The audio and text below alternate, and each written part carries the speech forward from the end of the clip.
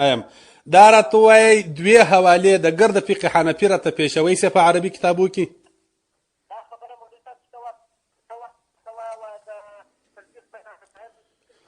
ما ته په ټول فقه حنفي کې دوې حوالې پېښ که د عربي کتابو چې هغو ویلي دي چې میلاد ناجایز دی. زه د سره منم ما 5 حوالې درکړلې که دې پر هر یوه باندې خبره د سهار راسه چې کتابخانه کې ګرده در په لاس درکړم. ما هم دی نه درته ویلي چې ځان مې خلاص کړی نه ځان خلاصوم زه ساتم عربي حوالې تر کوم مې غوږ ونه چې دا ستا خلک دې واوري. اورېدل مې غوږ نیسم. د فقه حنفي عربي حوالې پېښ کړه.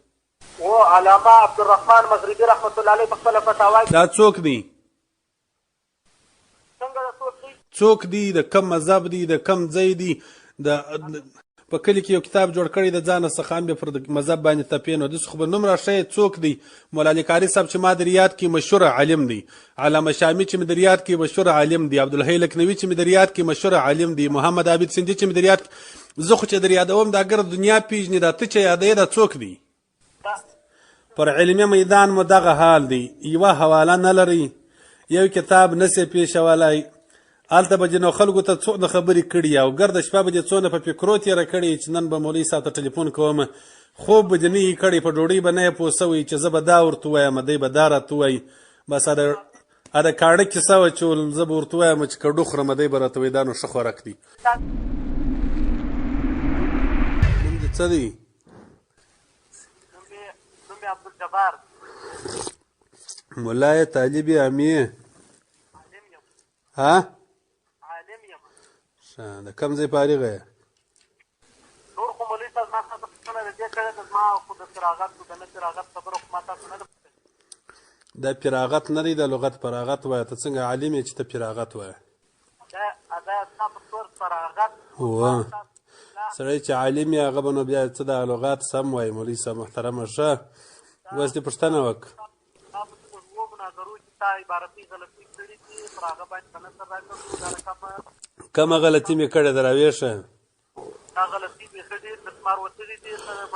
راویښه ته یوه غلطي راوښه مسله راوښه ځان مه کاږه دا دجل مه کوه ځان راوښه دغه دا بدعت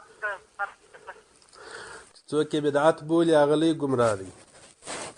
سنت بولي چې څوک یې بدعت بولي او هغه لوی ګمراه دی. د بدعت مقابل باره څه شی راځي؟ د بدعت تعریف ته وکړه بدعت تعریف وکړه بدعت چې څوک یې بدعت بولي نو خو هغه بیا تعریف کوي. زه خو بدعت نه بولم، ځان خو دې نه وکشي راسه. سنت بولي چې څوک یې بدعت بولي هغه به د بدعت تعریف کوي. زه وایم بدعت نه ده. د بدعت په مقابل کې خو نو باره ډېر شیان دي. فرض هم د بدعت په مقابل کې دي، واجب هم د بدعت په مقابل کې دي، سنت هم د بدعت په مقابل کې دي، مستحب هم د بدعت په مقابل کې دي.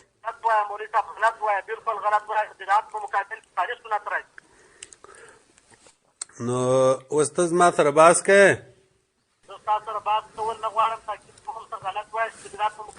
یا ګوره سمې خبرې به کوې، که رښتیاګو بحث را سره کوې یا ملا یې، خو زه بحث در سره کوم. او که جاهل یې نو بیا زه ټلیفون در باندې بندوم یا بیا زه یو بل چا ته دلته ورکړم یو طالب ته بیا به هغه خبرې سره وکړي.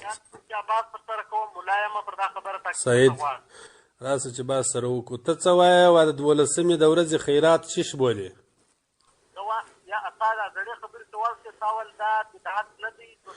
راځه اوس د سره څه بحث در سره وکړم. ګوره بې ادبي به نه کوې، بې ادبي خبرې به نه کوې. بیا کوم پیدا کړې که دې بې ادبي وکړه نو بیا جواب در کوم. نو خبره به سمه سره کوو. دا راته ووایې چې د 12مې د ورځې خیرات ته چیش بولې؟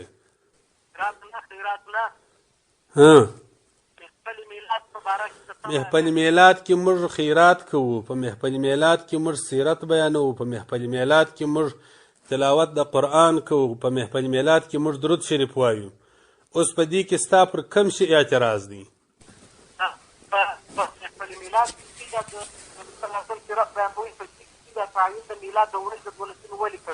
یعنی پر دا تعین دی رد دی، پر دا خیرات رد دی، هغه ځای راوښیه چې پر دا شي مې رد دی.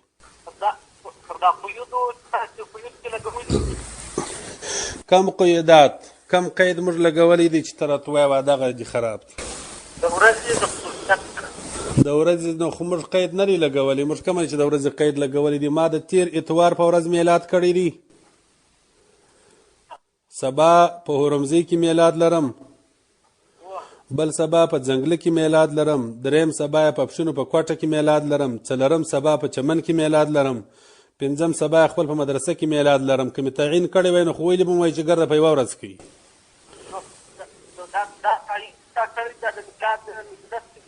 هو. هلکه ته تعین چش بولې نو خو ګوره ستا خبره خو ما در جواب کړل، ته وا تعین ته چش بولې واتې په خاص یوه ورځ کې که نه تعین چې دی مولوي صاحب تعین ته په دې نه چې کولی شي یو سړی نو نو خو چې نه مې دې کړی چې ته م راته وا تعین دې نه دې کړی دا ته وا تعین دې نه دې کړی نو بیا ولې راته وایه چې وا تعین کوې قیودات دي نه درته چې تعین نه دې کړی، تعین وایم چې تا تعین کړی دی، خو دا مکتوبونه چې پر دغه ولغه جوړ کړي محفل میلاد زه جوړوم پر دا باندې او ستا اوس په دې کې پر کم شي اعتراض دی؟ پر تعین دی اعتراض دی مولوي صاحب؟ یا ما پر تعین اعتراض دی یو پردان اعتراض دی چې دا سنت دی که بدعت دی که د دې د مولوي صاحب پر دا چې ځان نه راولي. کم شی یاده؟ خیرات یاده؟ تلاوت یاده؟ د نبي اسلام سیرت یاده؟ درود یاده؟ موږ دا څلور شان کو، ستا پر کم شي اعتراض دی؟ ما پر دا ګرد محفل باندې دا پر دا ګرد چې دا ګرد اعمال په دا ورځ موږ خیرات کوو سنت دی، موږ تلاوت کوو سنت دی، موږ درود وایو سنت دی، موږ د نبي اسلام سیرت بیانوو سنت دی. ستا په دې کې اعتراض راوښی؟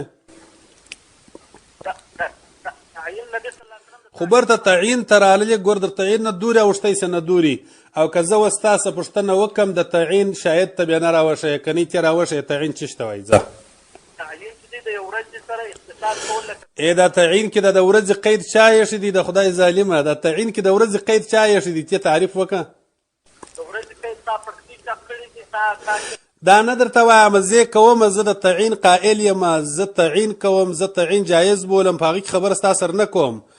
زه تا ته دا وایم چې ته د تعین تعریف وکړه. تعین په تعریف کې د ورځې قید چا ایښی دی؟ ځه د ورځې قید ستا دا ډېرې خبرې ستا چاپ کړي دي، که د نورو خبره یو دلیل راته ووایه مولوي صاحب، خبرې به نه راسره کوي، ډېر خبر وخت زه ستا سره نه لرم.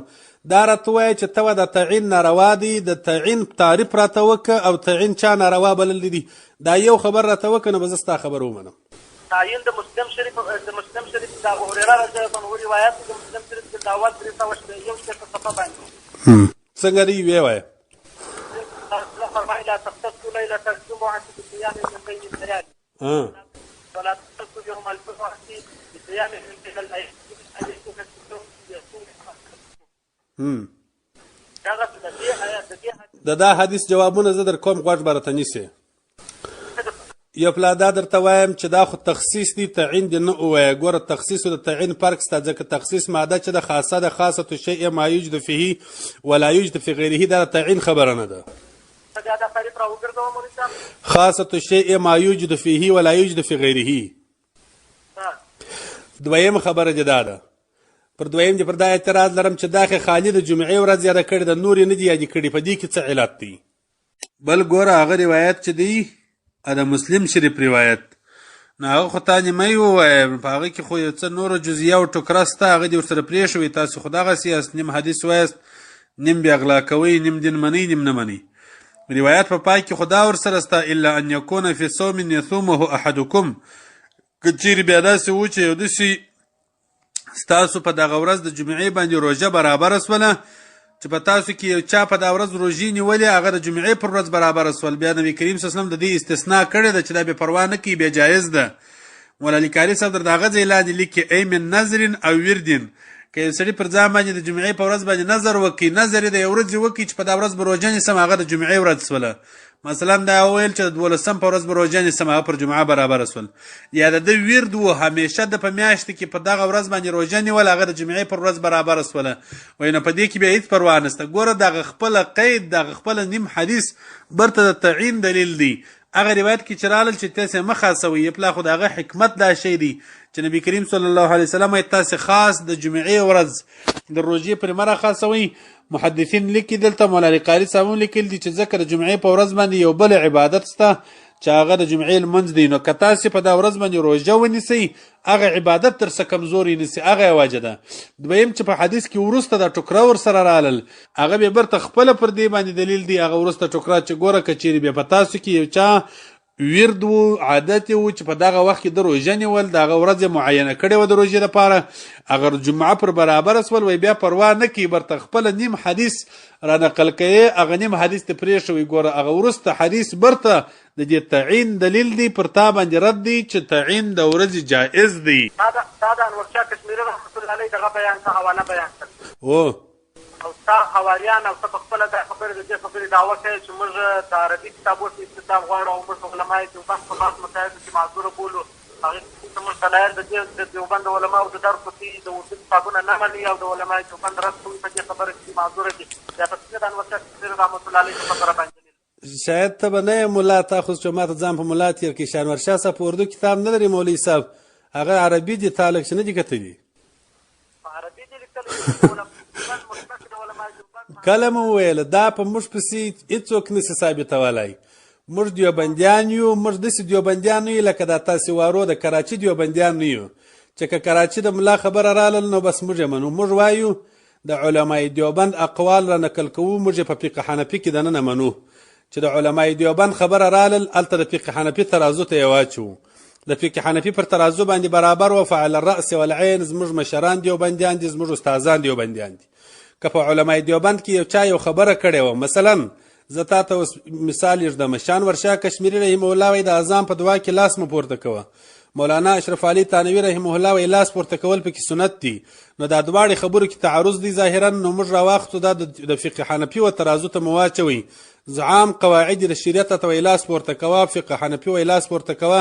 نو ځکه موږ هغه قول ته اختیار ورکړي. دا به دا خلکو ته وایو چې دا اردو خیل مولا د ځانه مه جوړوه چې د کراچي اردو درته رالاله بس دې در فقه حنفي مخکې کوې.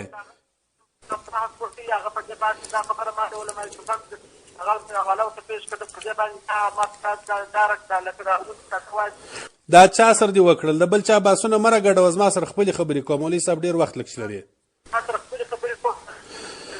اوس د دې جواب راکړه، د اواز دې بند کېږي. ما دې خبرې د څه ټیپ کړلې، هلته به دې اواز سبا خلک اوري وایي دغه رقم شی دی. ما تا ته د مولا قاري صاحب حواله درکړله، په هغې کې څه وایه؟ زه تا ته حواله د فقه د ټولو مشرانو تر قوم د ملا د تفصیل لپاره ته راویښه راته ویې وایه. علامه ابن تیمیه رحمت الله علیه حنبلي په خپله فتاوا کې 312 صفحه کې تفصیل کړی. شانورشاه کشمیري رحمه الله بیا فیض الباری کې په خپله شانورشاه صاحب وایي ابن تیمیه په بعضې مسایلو کې د جمهورو مخالفت کړی دی. خو بیا هم زه تا ته وایم چې ابن تیمیه په خپله اقتضاء صراط مستقیم د ابن تیمیه کتاب دی، ویې ګوره یو جلد دی، راسه زه یې در ښکاره کړم. 2 ځایه د میلاد مسله راوړې ده، دواړه ځایه حسنه بللې ده. ابن تیمیه رحمت الله علیه د دې په باره کې ابوالحسن علي ندوي رحمت الله علیه چې د دیوبند د لوړو مشرانو څخه هغه لیکلي دي چې دا حنبلي مسلک دی او دا د ابن تیمیه د زمانې خپل علما ابن بطوطه تاریخ د ابن بطوطه کې لیکلي دي. وایي ابن تیمیه چې و علم یې درلودی عقل یې نه درلودی. تا ما ټول زه د فقه حواله در کوم، د خپلې فقه حنفي حواله پر راکه. فتاوای کاملیه په فقه حنفي کې د هغه وایي چې د دې ورځې خیرات لمانځل مستحب دي. غوږ ونیسه. عبدالحی لکنوي رحمه الله وایي د 12مې ورځې لمانځل سنت دي. مولانا علي قاري حنفي رحمه الله دا د حنفي فقه مقتدا سړی دی. هغه پوره رساله المولد الربیع فی مولد النبوي پوره رساله لیکلې ده چې د 12مې ورځې لمانځل دا مستحب عمل دی. محمد عابد سندي رحمه الله وایي د 12مې ورځې لمانځل دا مستحب عمل دی. شاه ولی الله دهلوي رحمه الله وایي د 12مې لمانځل مستحب عمل دی. دا ټول د فقه حنفي خلک دي. ته ماته د فقه حنفي حوالې پیش که چا ویل دي چې ناروا دي؟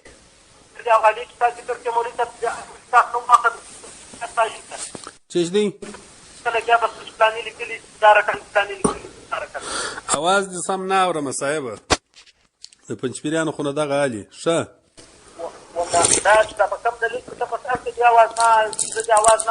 زه یوازې نه درته وایم، دلته ډېر ملایان دي ستا خبرو ته غوږ نیولی دي، عوام خلک هم دي، هغه غریبانو در اوسه پورې یو څه پر تی د ملایانو خیال راتلی دا اوس ګرده ستا خبرې اوري چې وایي دغه هغه ملا دی چې د علم دعوه دې اول وکړه. تا ول زه عالم یم، او علامه سیوطي پر دې رساله لیکلې ده اعذب المناهل فی من قال انا عالم فهو جاهل. که چا ویل زه ملا یم هغه ناپوه دی. دا علامه سیوطي رساله لیکلې ده.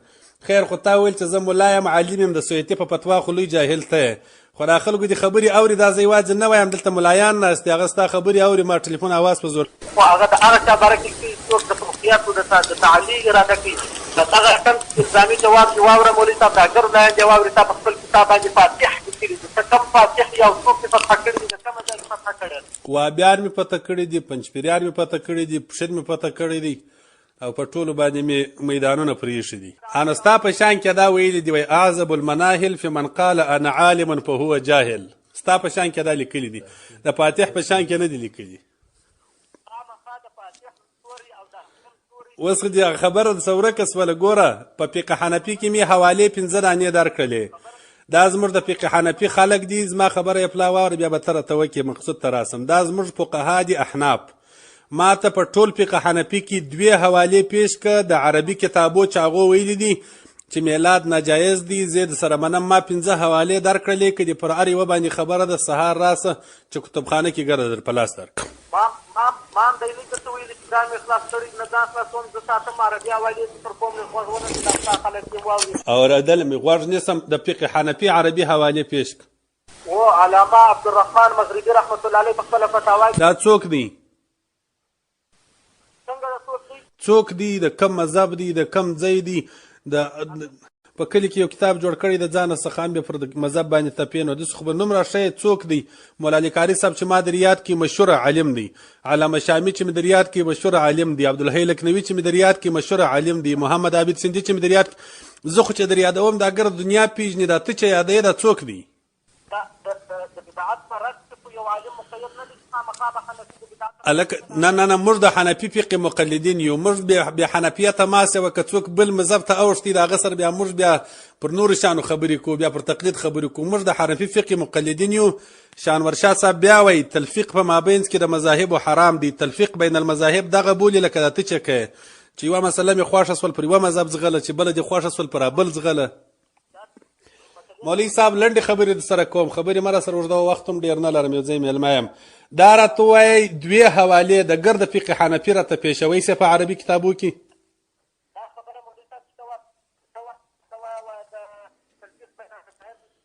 دا زما د خبرې جواب راکړه مولوي صاحب 2 حوالې دا ملایان دي خبرې اوري په ټول فقه حنفي کې 2 کتابه پر عربي راته پېښوئ سي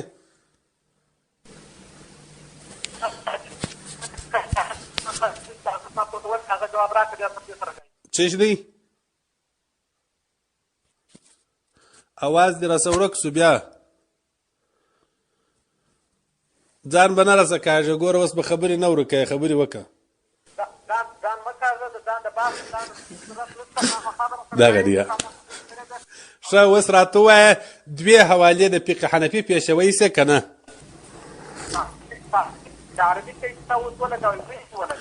د عربي قید دین په عربي دی قرآن عربي دی جنگ در میدی دی نبی عربي دی عربي کتاب راوښیه ځه عربي کتاب 2 دانې د فقه حنفي راوښیه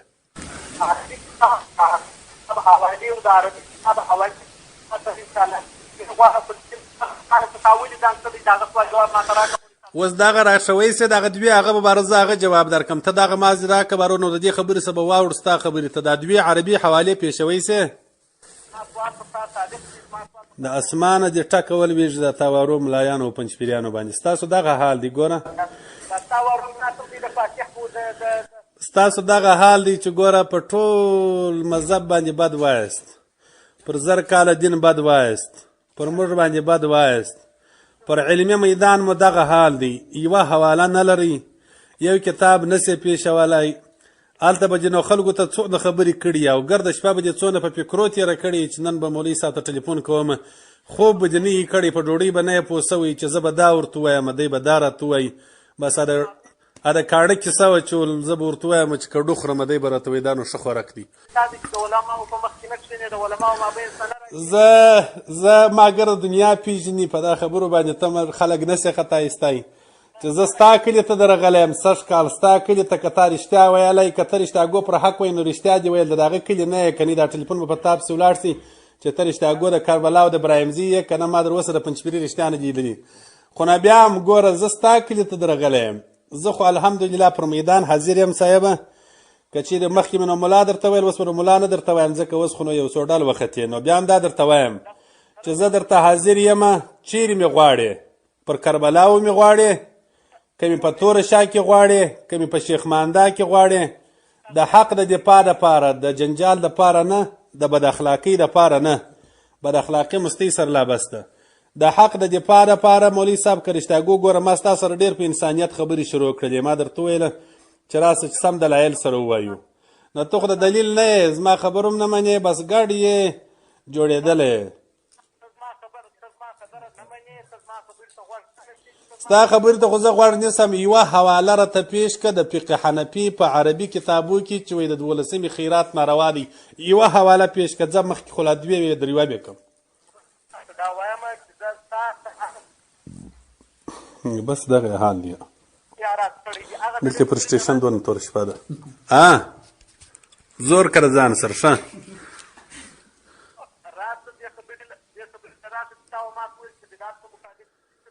مولوي صاحب راسه اوس به لنډه خبره سره وکړو. خبرې خو نو سره اوږدې سولې. کوم ځای کې میدان ټاکې چې سره کښېنو؟ میدان ټاکل دا کیسه دا ظاهري دا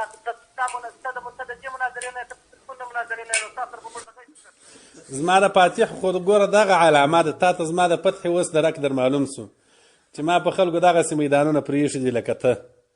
ما په خلکو باندې داسې کارونه. زه خو فاتح یم، فاتح د وهابیت یم. خدای دې خیر درکړي صاحبه.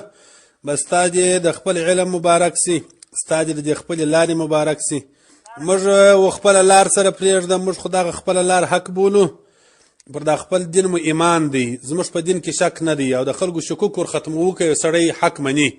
یو داسې جاهلان سوډر یې هغه ته خبرې نه مني، هغه خو یې لکوه چې خبره مني، د هغه تردد ور ختموو. که ته رښتیاګو حق منې، میدان وټاکه. هغه